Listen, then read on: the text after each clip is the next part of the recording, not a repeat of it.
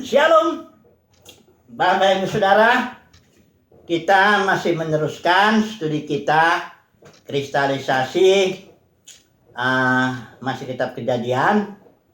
Tema yang kita angkat kali ini adalah Elohim Abraham, Elohim Ishak, dan Elohim Yakub. Ini kita berbicara tentang nama Tuhan, walaupun istilah ini Elohim Abraham, Elohim Ishak, Elohim Yakub tidak terdapat di dalam kitab Kejadian, tapi karyanya kepada Abraham, Ishak, Yakub itu ditulis di kitab Kejadian. Itu sebabnya dalam studi kristalisasi ini kita mengambil tema ini ketika kita mempelajari kitab Kejadian. Sebenarnya istilah Elohim Abraham, Ishak, Yakub itu ada di Keluaran, ya, pasal 3 ayat 6. Di sini dikatakan ketika Tuhan bicara sama Musa, dan lagi dia berfirman, akulah Elohim leluhurmu, Elohim Abraham, Elohim Ishak, dan Elohim Yakub. Nah, jadi mengenai nama ini harus dijelas ya. Tuhan tuh tidak punya nama pribadi dalam pengertian seperti saya punya nama. Nama manusia ya. Ya, kalau nama manusia Tuhan menjadi Firman menjadi manusia, Elohim menjadi manusia dalam diri Yesus, ya itu ada namanya. Yesus itu nama manusia itu. Ya, walaupun ada artinya Yosua Tuhan penyelamat. Tapi itulah dia nama seperti saya, nama manusianya. Ya. Tuhan tidak punya nama dalam arti seperti saya karena dia kalau nama itu kan saya di mana-mana namanya Irnawan. Entah saya sedang ada berkarya di satu komunitas tertentu, atau saya sedang berkarya di sekolah, atau berkarya di manapun, saya namanya tetap Irnawan. Tetapi Tuhan beda. Dia nama itu mengungkapkan reputasinya, karyanya, karakteristiknya, ciri-cirinya itu, kekasannya itu, kekhususannya itu. Sehingga dia beda-beda namanya ketika misalnya dia berkarya dalam kasus Nuh misalnya. Di situ yang muncul nama Elohim. Elohim itu artinya Tuhan seluruh bumi. Mengapa demikian? Karena dalam karyanya kepada Nuh, dia membuktikan bahwa dia Elohim seluruh bumi karena berotoritas untuk membuat banjir seluruh bumi, untuk menghapus segala yang hidup bernyawa di seluruh bumi. Itu makanya Elohim. Tapi ketika dia berkarya dalam Abraham, Ishak, Yakub, nama yang tampil itu El Shaddai. Shad itu artinya, istilah Ibrani itu buah dada. El itu artinya the strong one, yang kuat, yang perkasa. Jadi El Shaddai itu artinya nama ya, tanda kutip ya. Nama Elohim yang bersifat feminin. Mengapa demikian? Karena karyanya kepada Abraham, Ishak, Yakub adalah beranak cucu. Mereka akan bertambah banyak menjadi bangsa-bangsa.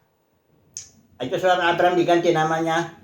Tadinya Abram, exalted father, Bapak yang dimuliakan, diganti menjadi Abraham, yang artinya father of multitude, Bapak banyak bangsa. Itu sebabnya dia feminin, karena yang melahirkan itu kan perempuan. Jadi namanya bukan El Shaddai, nama seperti saya namanya Irnawan, bukan. Itu nama itu mengungkapkan reputasinya, karyanya, pekerjaannya dalam Abraham, Ishak, Yakub. Ya, nanti kita lihat di sini kenapa nama Abraham itu Elohim Abraham, Elohim Ishak, Elohim Yakub itu namaku selama-lamanya. Memang nama itu nanti kita akan lihat akan dia berkarya seperti dia berkarya kepada Abraham, Ishak, Yakub kepada setiap umat pilihan Tuhan dalam tiap zaman. Karena Abraham itu kan sudah disebut ditetapkan bapak orang beriman. Jadi setiap orang beriman di setiap zaman Elohim akan berkarya seperti dia berkarya kepada Abraham, Ishak, Yakub. Kemudian dalam kasus Israel, di situ nama yang tampil Yahweh, yang artinya Tuhan perang. Mengapa demikian? Walaupun ada gerakan-gerakan dengan ngotot mengatakan nama Tuhan, nama pribadinya itu Yahweh, tapi tidak begitu kenyataannya. Ya, nama Yahweh itu Tuhan perang. Kenapa? Karena kepada Israel dijanjikan tanah perjanjian untuk memerangi 7 bangsa di sana. Ya, Tuhan yang berperang bagi Israel. So, namanya dia Tuhan perang Yahweh. Tapi ketika dia berkarya lagi melalui Yesus Kristus, nama itu El Elyon, the Most High God. Ya, mengapa the Most High God? Karena Yesus sebagai waris daripada the Most High God. Dia bilang begini ketika dia sudah selesai ya, mati bangkit ya. Segala otoritas surga di bumi sudah diberikan kepadaku sebagai warisnya. The Most High God itu artinya otoritas tertinggi itu ada dalam dia. Dan dia berkarya melalui Yesus Kristus agar Yesus itu punya tahta yang namanya tahta anak domba, di mana kita umat pilihannya juga di sana. Di zaman ini ya, bahwa segala otoritas kita akan berkarya sedemikian bekerja sampai nanti siap lutut bertelut, lidah mengaku Yesus itu artinya Tuhan itu kurios. Istilah Yunani kurios itu penguasa tunggal. Dia yang paling berotoritas. Tidak ada lagi yang lain. Itu makanya nama Elohim yang berkarya atau bapaknya Yesus itu loh. Namanya El Elyon. Kenapa demikian? Karena waktu Yesus itu kan diangkat juga menjadi imam besar menurut aturan Melkisedek. Bukan menurut aturan Harun. Kalau menurut aturan Harun namanya itu Yahweh. Tapi kalau menurut aturan Melkisedek, nanti kita masuk ke kitab Keluaran itu. Melkisedek itu imam besar bagi the Most High God. Kalau dalam terjemahan di sini di ILT itu disebut itu. Pasal 6 ya.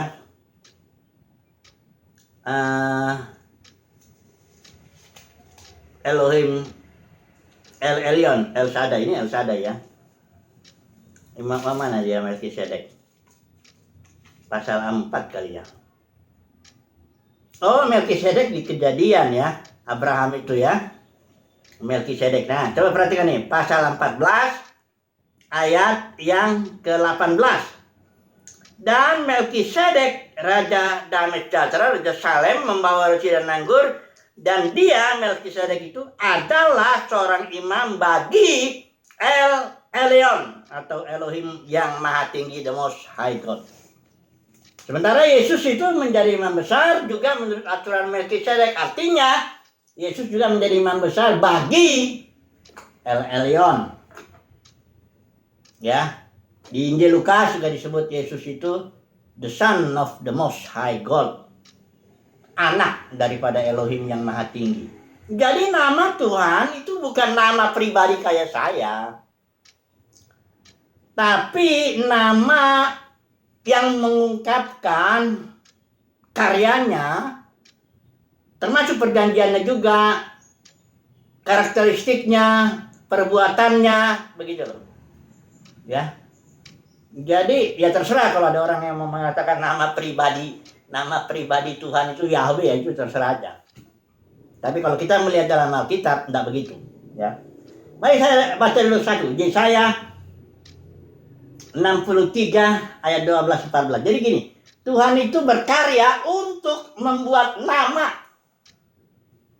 bagi dirinya. Coba kita lihat ya, Yesaya 63 ayat 12. Ini. Yang dengan tangannya yang agung menyertai Musa di sebelah kanan, yang membelah air di depan mereka. Untuk apa? Berbuat mujizat dahsyat begitu karyanya. Untuk membuat nama abadi baginya.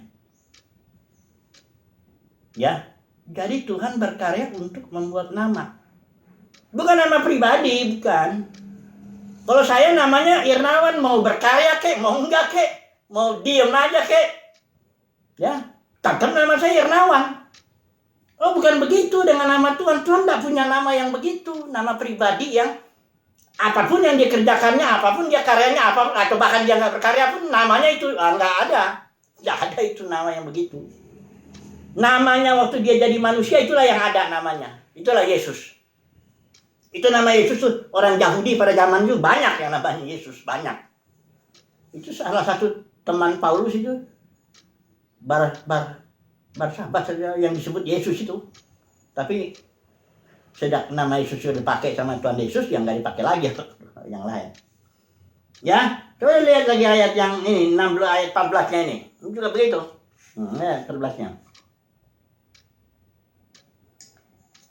Ya, seperti ternak yang turun ke dalam lembah, Roh Tuhan membawa mereka ke tempat perhentian. Demikianlah engkau memimpin umatmu untuk membuat nama yang agung bagimu. Jadi Tuhan berkarya pada satu pribadi atau komunitas atau satu bangsa untuk membuat nama. Ya.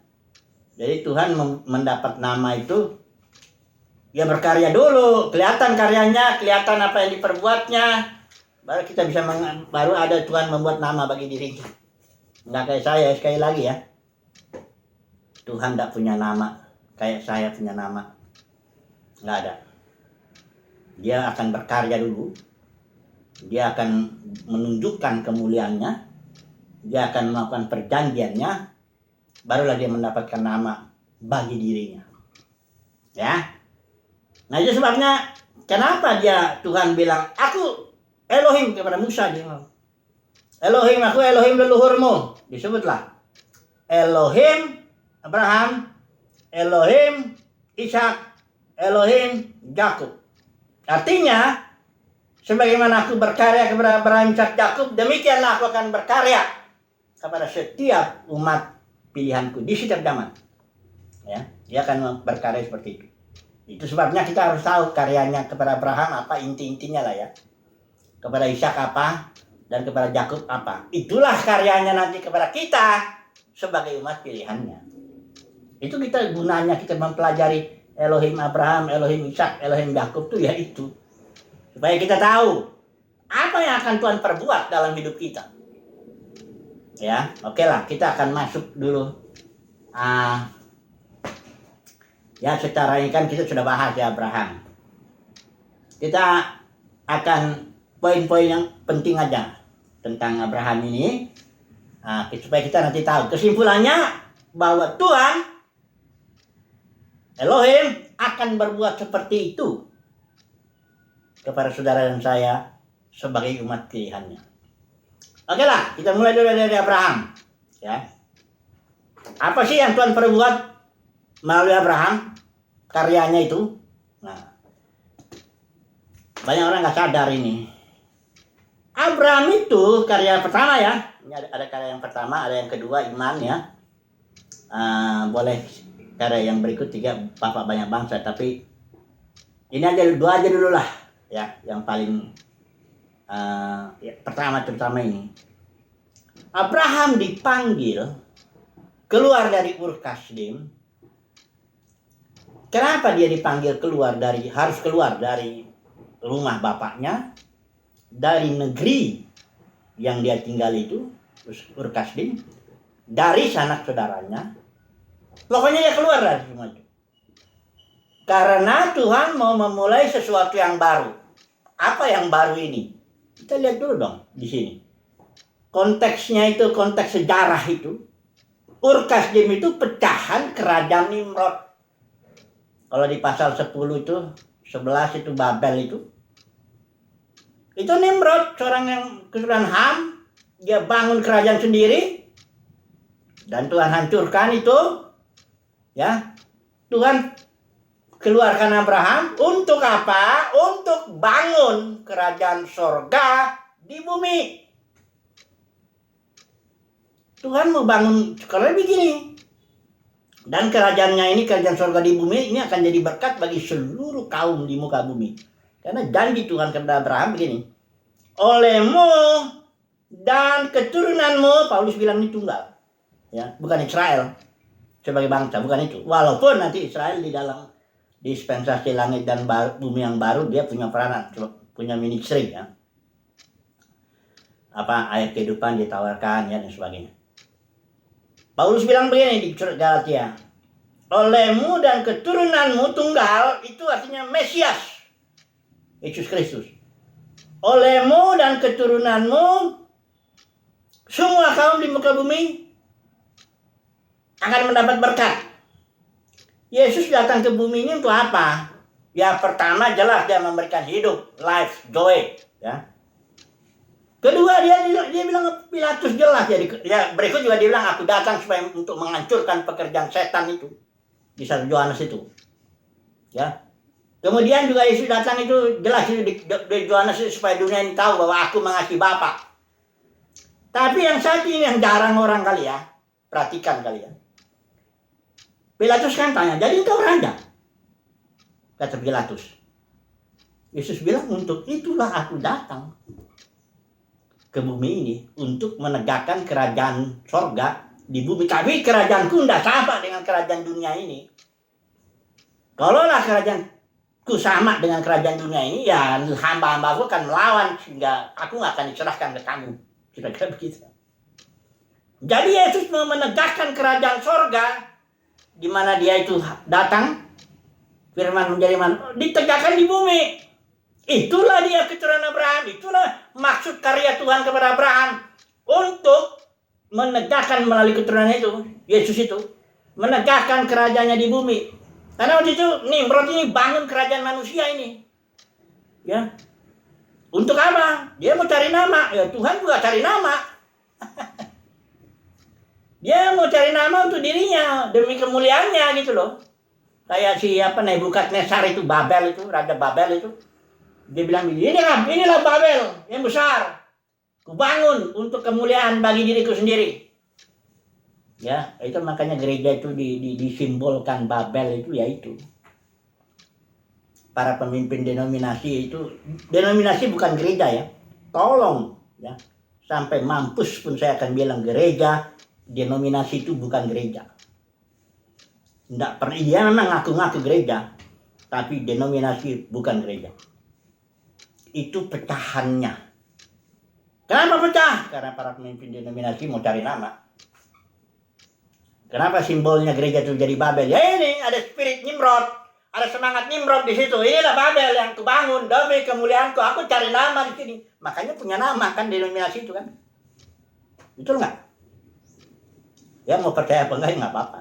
Pokoknya saya sampaikan itu.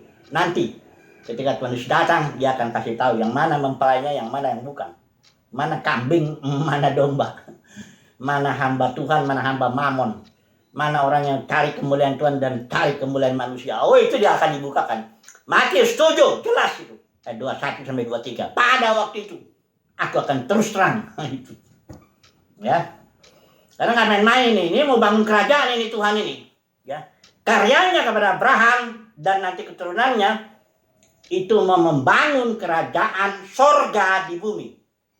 Dan nanti di kitab Wahyu kita lihat itu. Kerajaan dunia ini, kerajaan Nimrod itu, pecahan-pecahan Nimrod itu sampai sekarang itu, kerajaan Nimrod itu akan takluk dan kerajaan dunia ini akan menjadi kerajaan Tuhan Yesus itu, dan yang diurapinya.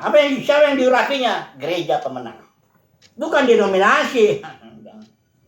Ntar deh kita lihat deh, ya. Kalau nggak percaya lihat aja ntar. Apa Tuhan mau pakai orang yang bersamanya, orang-orang yang memuliakan diri sendiri begitu, merampas otoritasnya. Ijabel. Gereja kan jatuh karena 3 ajaran ini. Ijabel, para pemimpin denominasi merampas otoritas Tuhan, mengangkat dirinya sendiri, ya. Menaklukkan kaum awam, Nikolaus itu, bahkan bangun hierarki. Dia yang paling atas tentunya kan. Dagang juga, Bileam. Karena organisasi itu perlu dagang supaya dapat duit.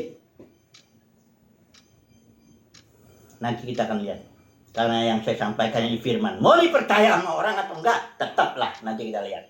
Karena kita semua kalau masih percaya Alkitab ini sebagai tulisan yang diilhamkan Tuhan, maka pasti akan terjadi nanti. Oke. Ini dulu ya, mengenai beriman ini kita tahu. Pokoknya Abraham dibentuklah sedemikian sehingga dia punya iman. Dia melakukan kesalahan juga ketika dia keluar dari Ur Kasdim. Dia tidak meninggalkan bapaknya, tidak meninggalkan Lot. Masih dibawa, walau tahu itu sebabnya Tuhan harus matikan bapaknya ini, di Haran mati. Karena Abraham berhenti di situ perjalanan imannya. Ya, kemudian Lot juga dipisahkan ya.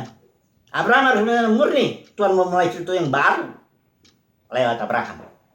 Ya, jadi dia sampai dia di kasus Ishak, persembahkan Ishak, baru imannya sudah katakanlah mencapai puncaknya lah. Ini dia karya Tuhan kepada Abraham ya, secara garis besar aja. Kemudian kepada Ishak, apa karyanya? Ishak ini ahli waris ya. Dia memiliki semua yang Abraham punya. Semua anak Abraham dari gundik-gundiknya kasih pemberian suruh jauh meninggalkan Ishak. Ishak inilah sebagai ahli waris. Jadi karya Tuhan di dalam Ishak itu sebagai yang memberikan warisan. Waris lah ya.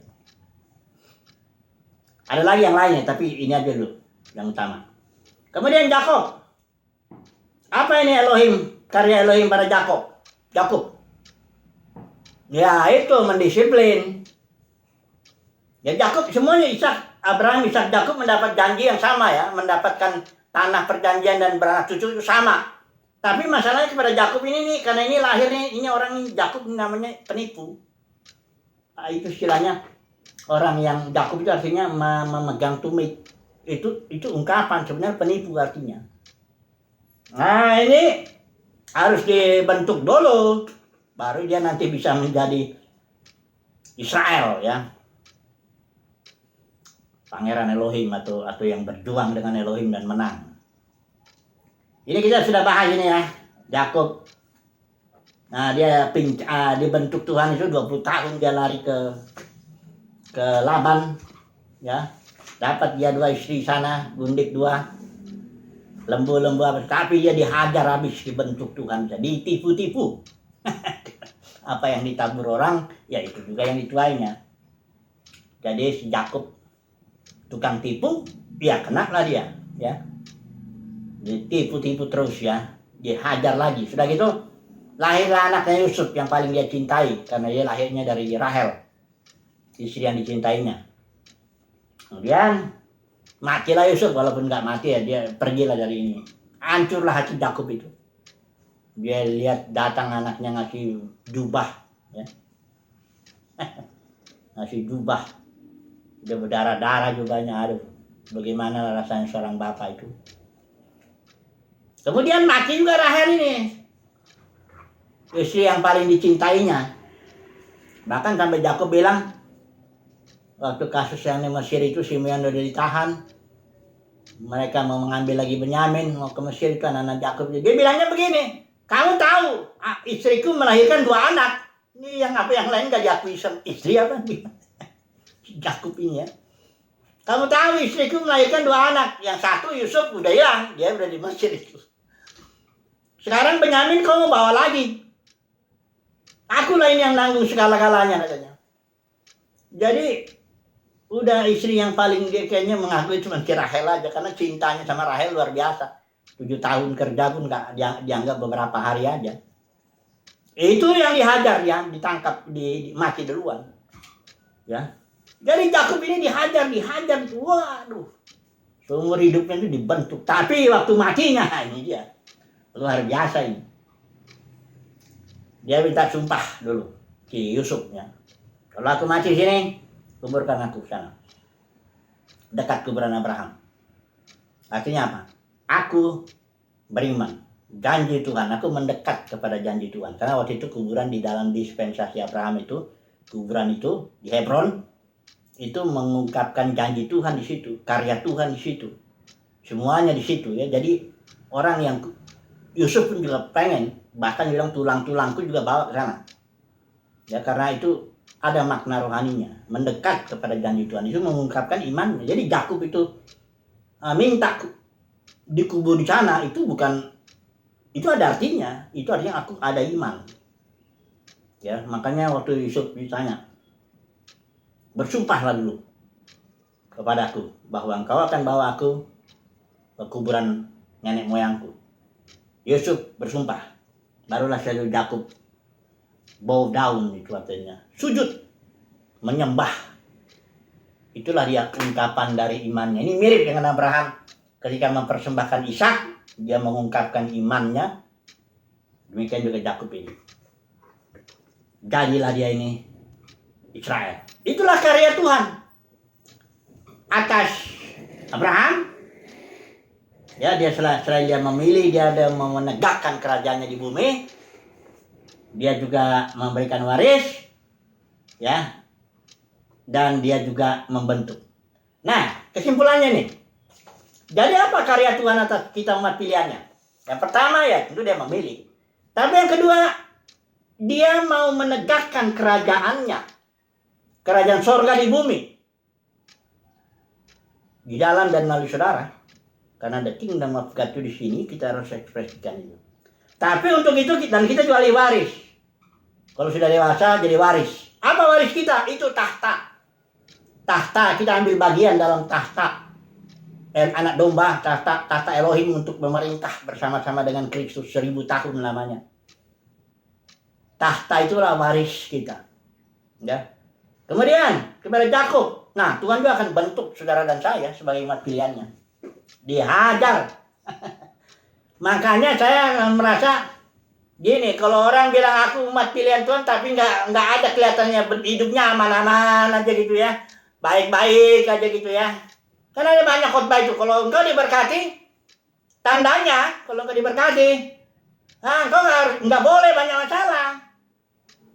Keluargamu sih baik-baik, anak-anakmu baik-baik. Gak boleh ada masalah. Engkau mesti jangan kekurangan dong. Apalagi kau penyakitan. Itu tandanya engkau gak dipilih. Tapi justru saya bilang, tandanya orang yang dipilih Tuhan dihajar habis. Barangkali melalui keluarga, barangkali dapat pekerjaan, barangkali ekonominya, barangkali penyakit. Ya, barangkali itu terserah Tuhan membentuk kita. Jadi kalau ada orang bilang kalau diberkati nggak ada masalah, itu bukan dari Tuhan omongan itu. Itu dari ngomongan pengkhotbah yang mau nyenengin apa aja, mau nyenengin apa ya, mau nyenengin umat Tuhan, mau nipu-nipu lagi. Teologi sukses itu pun nipu-nipu. Justru tandanya saudara dan saya dipilih Tuhan, engkau akan banyak masalah. Kayak Maria, dipilih Tuhan dia, ya. Apa begitu dipilih? Terus jadi hilang masalah? Enggak, justru tadinya dia nggak punya masalah. Dia sebagai perawan yang mau kawin dengan Yusuf, baik-baik dia itu keluarga itu. Tahu-tahu dipilih dia untuk melahirkan Yesus hamil di luar nikah. Apa nggak masalah itu? Oh itu kalau hukum Yahweh harus dirajam itu. Dan itu ditanggung seumur hidup. Apa ya istilahnya, malunya itu. Karena enggak ada orang mau percaya. Kalau misalnya Maria bilang, oh saya tuh hamil karena Roh Kudus. Siapa yang mau percaya lo? Udah hamil di luar nikah lo ngaku-ngaku dari Roh Kudus lagi. Mana ada? Jadi orang yang dipilih Tuhan justru mulai saat itulah dia punya masalah. Ya. Semoga ini menjadi hiburan lah buat umat pilihan Tuhan. Kalau engkau banyak penderitaan, engkau lihat orang lain kok enak-enak aja ya dalam dunia kekristenan. Kok dia enak-enak aja yang melayani, disambut, dia dapat duit, dapat semuanya. Gak apa-apa lah, itu bagian dia emang. Yang hanya dipanggil. Tapi kalau saudara dan saya termasuk yang dipilih, siap-siaplah. Bersukacitalah dalam masalah itu. Bersukacitalah dalam babak belur dihajar Tuhan. Oke lah, habis waktu saya. Haleluya, amin.